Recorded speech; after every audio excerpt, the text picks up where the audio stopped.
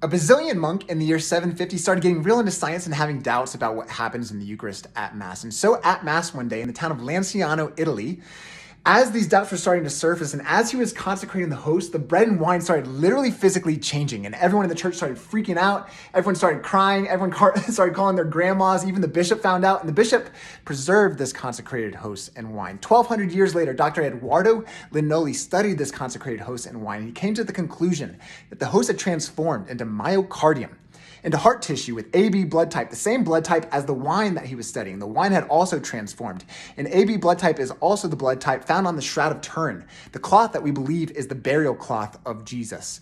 AB blood type is a super rare blood type for an Italian man, but a very common one for a Middle Eastern man. Here's where it gets even crazier. The protein levels found in this blood were at the same levels as someone who is living.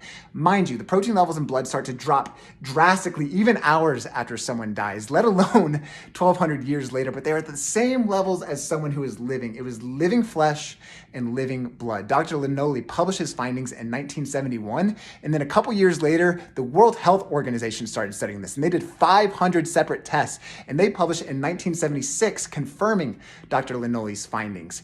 There were no traces of preservatives ever. It is a Eucharistic miracle. Before publishing in 1971, Dr. Linoli wrote, "In the beginning was the Word, and the Word became flesh." And you know what, Dr. Linoli? I couldn't agree with you more.